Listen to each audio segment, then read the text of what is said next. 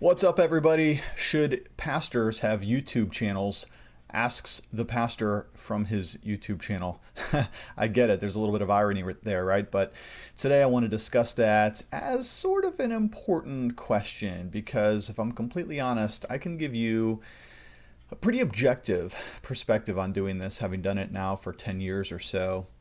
I think I could probably give you a bunch of reasons why this is absolutely an excellent ministry, as well as I could give you a number of reasons why this is probably a big fat waste of your time. So the question is, what is it going to be for you or for your pastor? Is this something that you should invest any time in whatsoever? Well, hey, welcome to my channel. My name is Matthew Everhard. I am one of the pastors at Gospel Fellowship PCA. We are a Reformed Bible-believing church just north of Pittsburgh. If you're looking for a church like that, we'd love to have you come visit us at some point in real life, all right? And hey, it's Tuesday, so happy Tuesday to you. That means it's only 5 days till the Lord's Day, so you can hang in there, Christian. We're almost there. 5 more days to go till Sunday.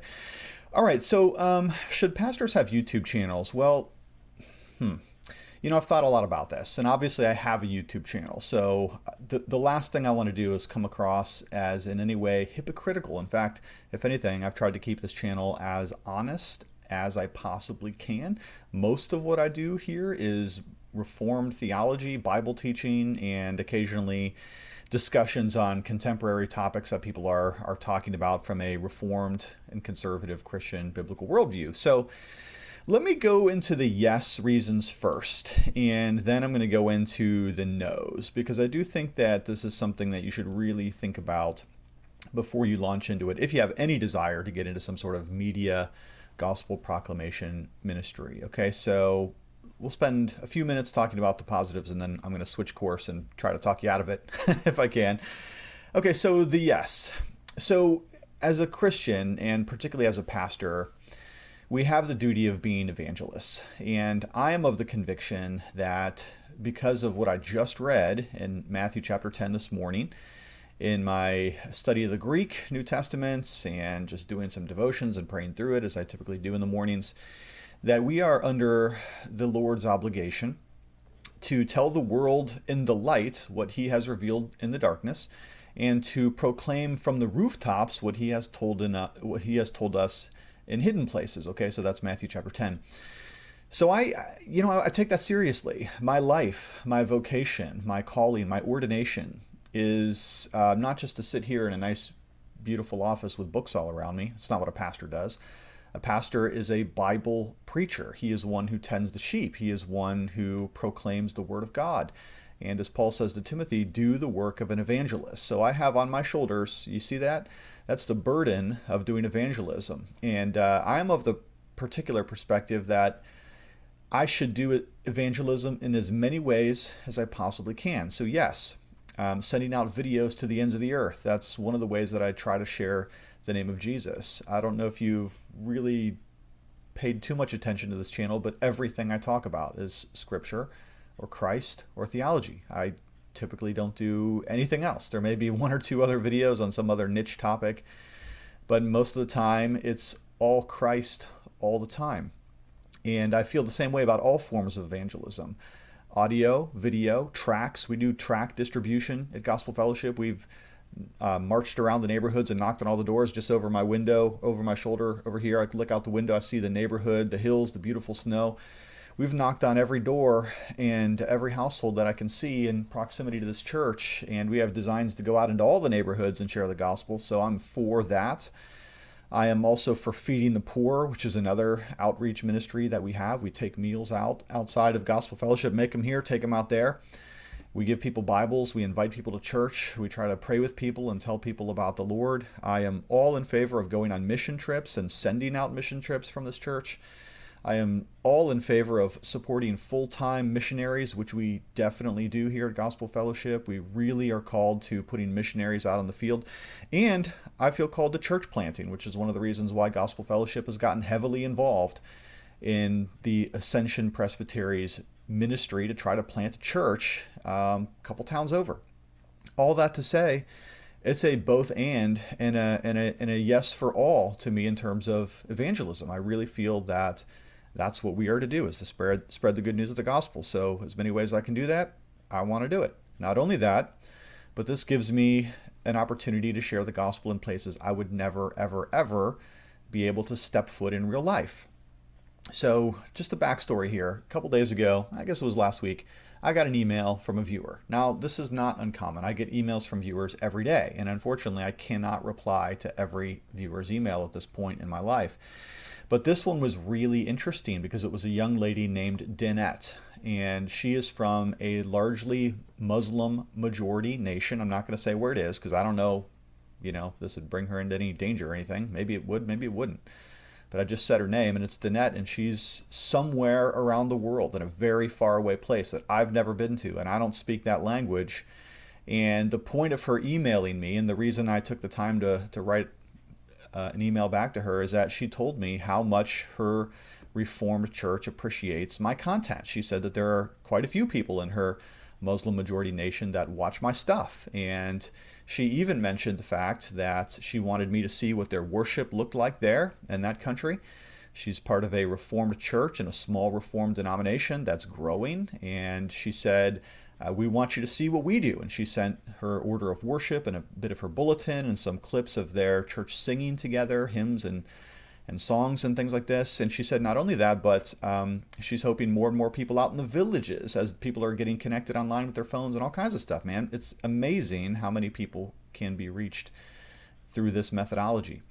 The thing about YouTube is that everybody has it on their phone. It's already there. You don't have to download an app. You don't have to get some program. You don't have to pay some certain fee or anything like that. It's just there on your phone, and people find it by way of the algorithm. So why shouldn't people in Muslim majority nations with small Reformed denominations that are growing in places that I've never heard of also benefit from some of the teaching that we do here at Gospel Fellowship? Third, with a YouTube channel, you're able to do additional instruction that you otherwise wouldn't have time to do in your daily preaching and teaching ministry. Okay, so when I think of my preaching schedule, I preach usually twice on Sundays. I preach or teach almost every Wednesday night, and then I have an alternating week men's Bible study, and then occasionally I'll go and I'll do other things like preach at the chapel at RPTS. So I'm teaching and preaching a lot.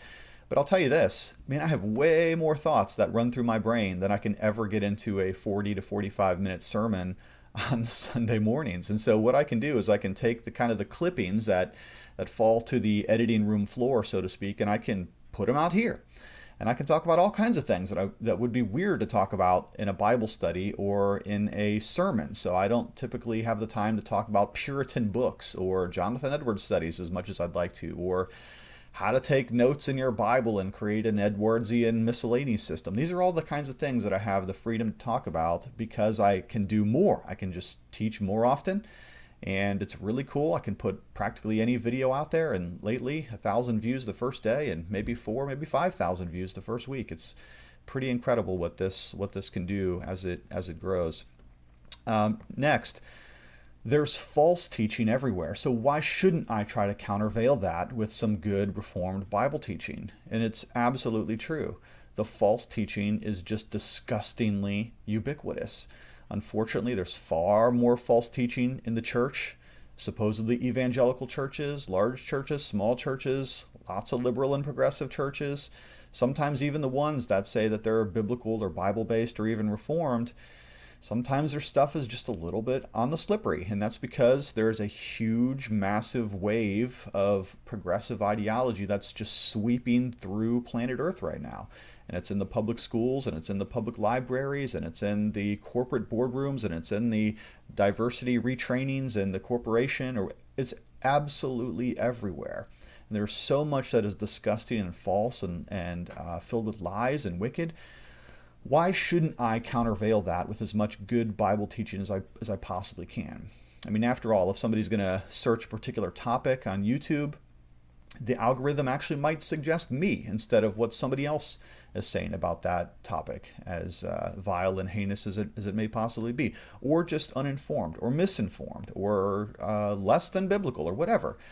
My point here is that we are a high media consumption culture and age, and I think that the better panoply of ideas that are presented out there, all for the better.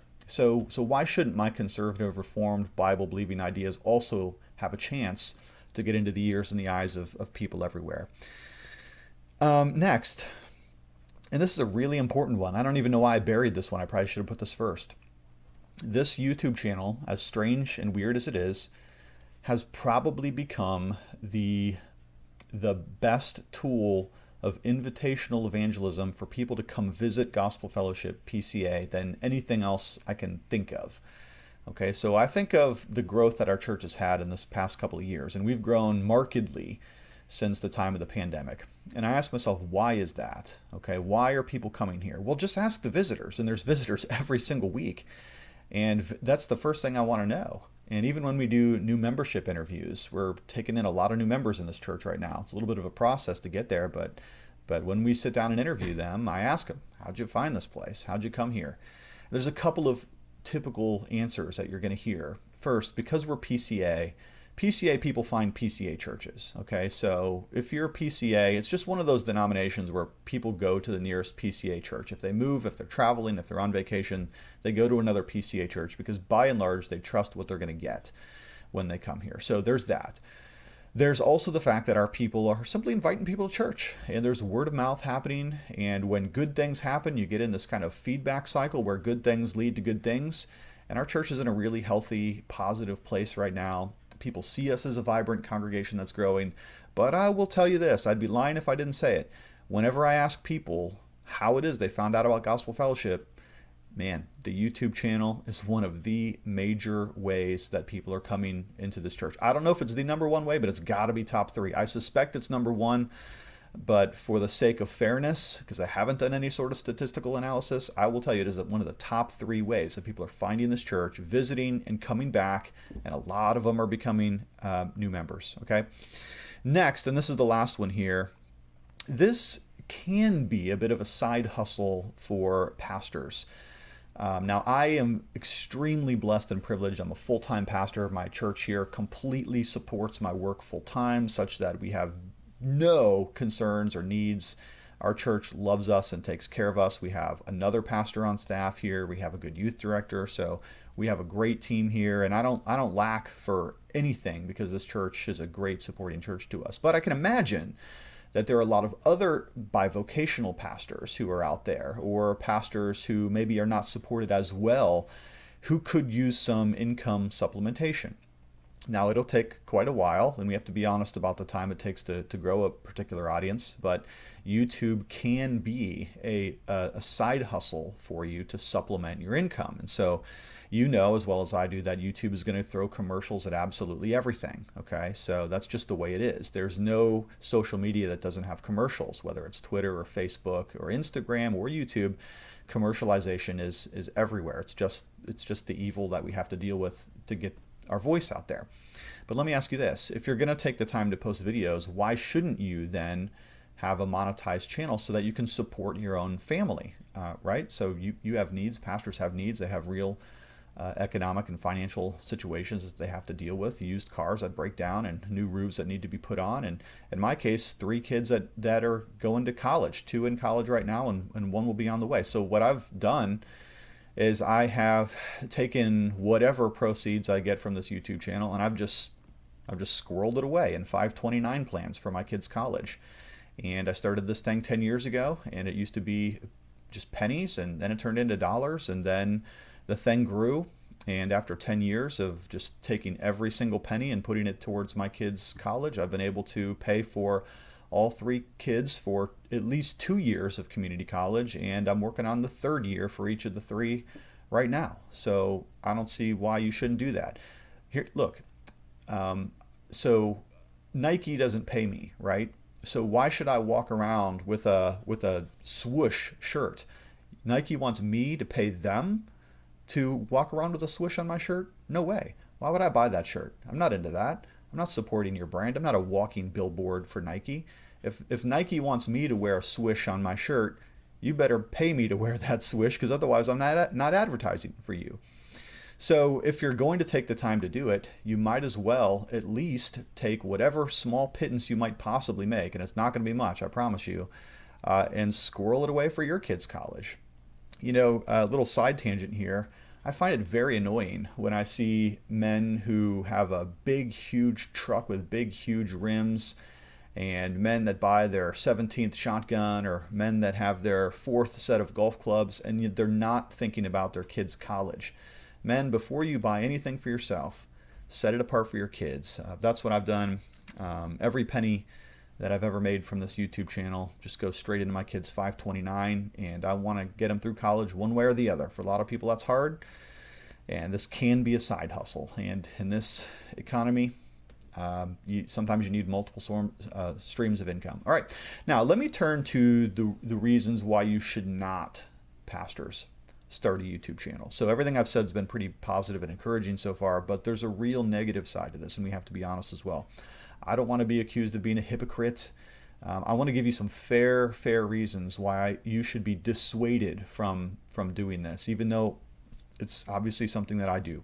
First, I am extremely concerned with pastors that are platform building. Okay, they are building a platform for themselves. We see it all the time, and usually what we see is pastors falling.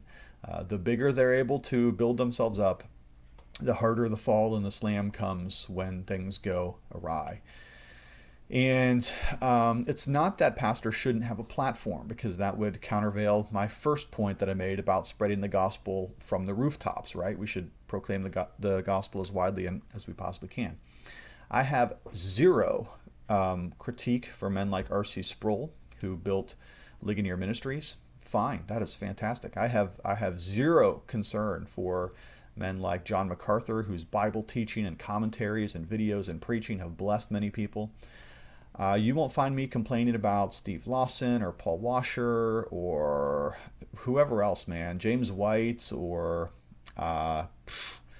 look, I'm in favor of the gospel going out, but platform building is really a matter of the heart, and that's where you have to be very careful about your own pride and your own heart and your own arrogance and your own ambition. And this is where I have constantly had to plead with the Lord and pray to the Lord that He would keep me and my spirit in check, because I think everybody thinks, oh, I'll manage it well. I'll be the one guy that manages it well. And some have managed it well. I think R.C. Sproul is an excellent example of a man who built up not just a platform, but a media distribution company and publications and conferences and resources. And man, he did it well. And for the most part, without any scandal or qualm whatsoever about his lifestyle, his humility, his grace. But pastor, man, before you try to make something of yourself, you better have that pride in order. And it's something that I have to pray for myself all the time. And honestly, I need you to pray for me too, because the last thing I ever want to do is to get a big head and squander the opportunity that I have to share the good news of the gospel. Another concern I have is screen time, and I do fear that this kind of thing only contributes to screen time addiction. I think it's a serious problem, and I don't know what to do about it, because our whole lives are seeming to be just thrown into more and more media consumption. I guess the only thing you can do is choose good media to watch versus the doom scrolling type stuff on your phone. But that might be something to really think about. Is this in some way contributing to people's screen time addictions? I'm concerned with the way our society has become impersonalized and depersonalized. I'm concerned with the way that parents have diminished their actual interaction with their children. Anytime I see a 2-year-old with a tablet, my heart breaks, because I know they're just going to grow up a mindless addict to bright colors and glowy videos. And even us big people who have better things to do, man, it's just a serious problem. And I think it's going to be really to the detriment of our nation and our families and our churches the more screen time we get. So that may be something to think about. Let's talk too about your own time, pastor.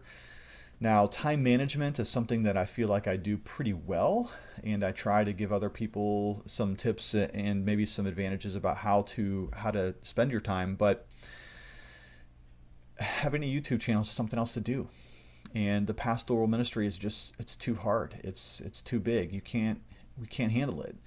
It's more than we can deal with. The amount of people to be concerned with, the amount of prayer requests that you should be praying for, the amount of preparation that should be going into your ministries, your sermons and your teaching, the amount of preparation for meetings, the responsibility to presbytery.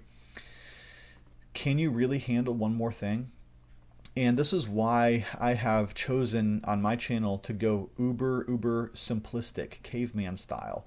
I don't know if you noticed this, but I don't edit anything. There's never those little pauses where I'm cutting out little clips. If I say something stupid, I just have to roll with it. And I do say words stupidly, stupidness all the time. And I just have to kind of roll my eyes and say, well, I don't do any editing. Because if I did, then taking the time to do YouTube videos would go from 20 minutes to 3 or 4 hours. What, just to cut out my little stutters? Forget about it, man. Just have to deal with it. I just go caveman style, and I turn the camera on and I start talking, and then when I'm done I turn it off.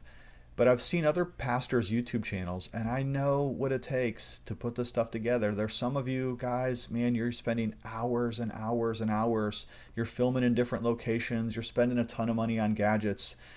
Your lighting, your post-production. I can't even imagine how much time that would take. And it's taken away from something. It's either from your prayer life or from your family or from your church life. At that time, it's eaten up, man. So be careful. Guard your heart. Next, not everybody is a gifted communicator. And we would think that all pastors should be gifted communicators, but some are better equipped for these kinds of things than others. I think I'm pretty mediocre as it comes to being a communicator. I'd rather be a good preacher. But I don't think that some people would honestly have quite the ability to be able to speak to an audience regularly with interesting contents and information, and certainly not always smoothly. So you should know yourself, Pastor. If you're the kind of person that it's just not going to click and the audience doesn't build, then maybe that's just a good sign that this isn't for you. And then finally, on the no side, I want to just acknowledge that this can become a pit in your life, like anything else. If you like hunting, hunting can be a pit. Now, there's nothing wrong with hunting. Hunting is good. It's virtuous. It's wonderful, right? Same thing, too, with going golfing or boating or whatever it is. You like to hike? All right. But anything that you really throw yourself into, it can be a pit. It can be a pit that consumes too much of you. And so again, with the editing, and then there's just the commenting, like, are you going to be the kind of person that's going to get into the comments and fight with people? If so, man, that's probably just not for your temperament, which is why I tend to comment less and less on my own stuff. Only occasionally do I even chime in. Most of the comments are so negative anyways that it's just kind of a world of despair in there. Comments are good in the sense that it boosts the algorithm, right? You have more people talking about it, but it's bad in the sense that if your ego can't handle it and you're going to have to correct everybody and you're going to have to be that actually guy who's always fixing everybody's theology in the comments, man, it's just not good for the heart. I'm just telling you, it's not good for the heart. And then moreover, as the channel grows, if it grows at all, and it's not guaranteed that it will, some of the numbers and the success might actually turn into more of a consumption of your own heart than it ought to. All right, so pastors, before you start a YouTube channel, really think about some of the positives and some of the negatives. I guess to sum up here on the positive, you want to share the gospel as broadly and widely as you possibly can, so why not? But on the other hand, there may be some real world costs to you and to your family and to your ministry that you might want to think about before you do this. Well, thank you so much for checking into this particular video. Don't forget, come visit us at some point at Gospel Fellowship PCA, just north of Pittsburgh. Also, my book, Souls, How Jesus Saves Sinners, is now available in paperback and Audible. So if you want to listen to it, got a great professional reader that read the book for Audible. So I'd love for you to check that out. Okay, I love you all. Talk to you later. See you. Bye.